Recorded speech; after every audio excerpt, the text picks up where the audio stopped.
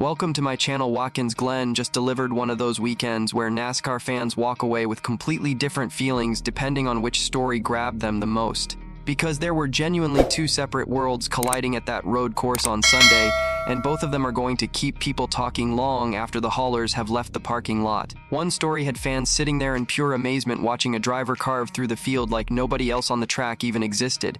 The other story was all tension, frustration, pit road drama, wrecks, controversy, and the kind of emotional chaos that only NASCAR can serve up when things start boiling over late in a race. And the truly wild part is that both of these stories could end up being way more significant for the rest of this season than people are giving them credit for right now. One is forcing fans to ask whether we are watching genuine greatness or whether the sport is becoming predictable on road courses. The other has already turned into a full debate that is spreading across the entire NASCAR community after what went down at the end of the race.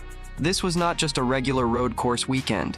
This was one of those events that leaves everyone with strong opinions, real arguments, and a whole lot to say heading into the next race. If you enjoy honest and passionate NASCAR conversations from fans who genuinely live and breathe this sport every single week, go ahead and hit that like button and subscribe to NASCAR Nation Report right now. We are still a new channel and we are chasing that 15,000 subscriber goal. It would mean a lot to have you here early before this community really takes off. Now let us get into both of the big stories from Watkins Glen properly. The first and most dominant story coming out of Watkins Glen International on Sunday is Shane van Gisbergen reminding the entire NASCAR garage that on road courses, he is simply operating at a level that nobody else in the field can currently match. What he did on Sunday felt less like a normal Cup Series race and more like watching a predator slowly and methodically hunt down every other car on the track one by one. SVG did not just win the race at Watkins Glen. He absolutely dominated it in a way that at times looked genuinely unfair to the other 39 drivers trying to compete with him. And the single most jaw-dropping moment of the whole afternoon came late in the race when Shane van Gisbergen came off pit road more than 29 seconds behind Ty Gibbs and Connor Zilisch, and still drove through the entire field to win by more than 7 seconds over Michael McDowell. Nearly 30 seconds back with a handful of laps remaining and he still won by 7. That is the kind of performance that makes you stop and genuinely question what you just witnessed. From the very start of the race, it was clear the number 97 Trackhouse Racing Chevrolet had serious pace. SVG started from the pole and led the opening 18 laps before strategy began shuffling the running order around the way it always does at road courses.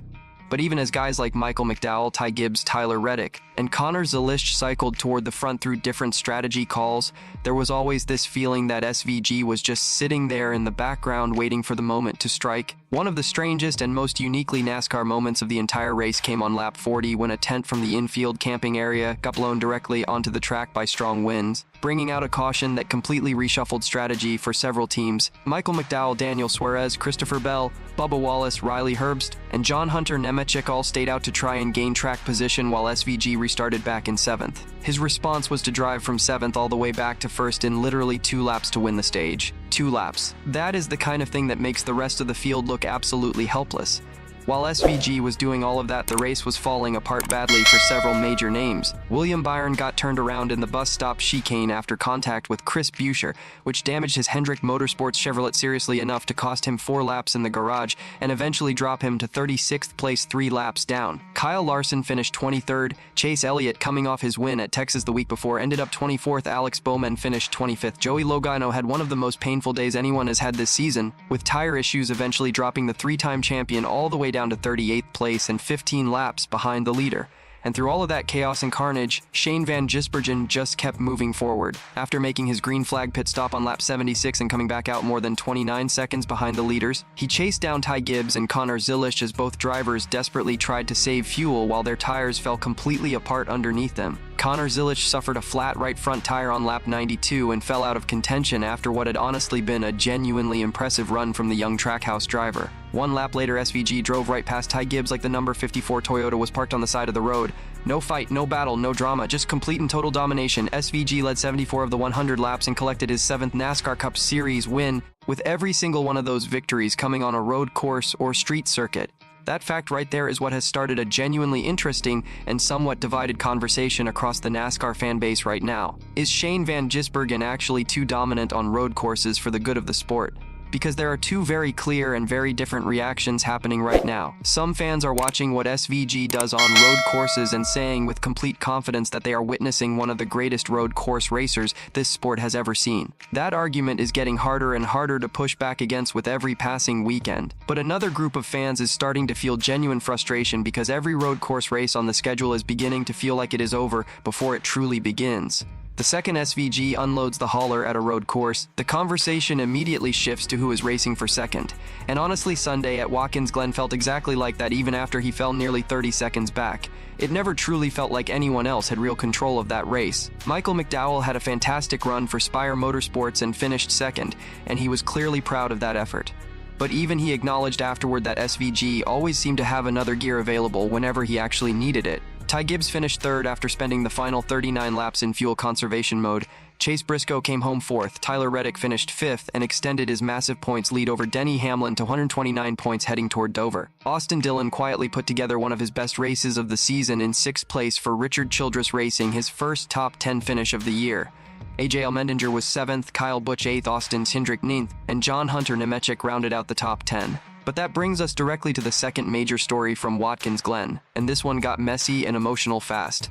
Bubba Wallace found himself right in the middle of controversy again, which at this point in the 2026 season is starting to feel like a recurring theme. Late in the race, Wallace got wrecked by John Hunter Nemechek and ended up finishing 29th after what was already turning into another frustrating road course afternoon for the number 23 team. But what really set the internet on fire was what happened after the race when Bubba Wallace and Christopher Bell had a heated exchange on pit road that fans immediately started trying to decode and understand. Even Wallace's own spotter tried to cool things down afterward by suggesting that Bubba was not actually angry, but the body language and the visible tension that everyone watching could see made that explanation a tough sell. Because it is Bubba Wallace and because anything involving him gets amplified immediately, the internet absolutely exploded with opinions going in every direction. Some fans defended him completely, others put the blame squarely on him. Others were not even sure whether his frustration was aimed at Bell or whether it was more connected to the incident with Nemechek later in the race. The confusion and the debate together created exactly the kind of online chaos that follows Bubba Wallace around at this point in his career, regardless of the details involved. There was also another significant moment from the race that created real anger among fans watching at home. Cody Ware was involved in a violent-looking crash late in the race, and a lot of people watching genuinely expected NASCAR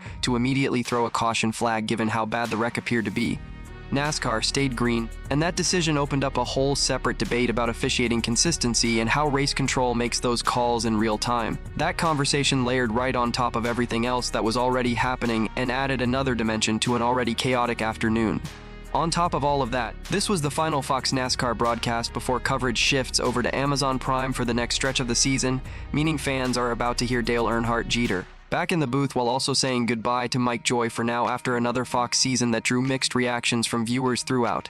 Even in the Truck Series, drama found a way in when Natalie Decker was listed as too slow after electrical problems hampered her truck through practice, qualifying, and the race itself, which led to predictable and loud online reactions. Watkins Glen delivered more than anyone expected heading into the weekend. SVG put on one of the most dominant road course performances NASCAR fans have seen in years. Bubba Wallace controversy, pit road tension, massive crashes, fuel strategy chaos, officiating debates, and real playoff implications all collided in one afternoon. Now the whole field heads to Dover for the All-Star race, carrying either momentum or frustration into what is shaping up to be a very intense summer stretch of this season.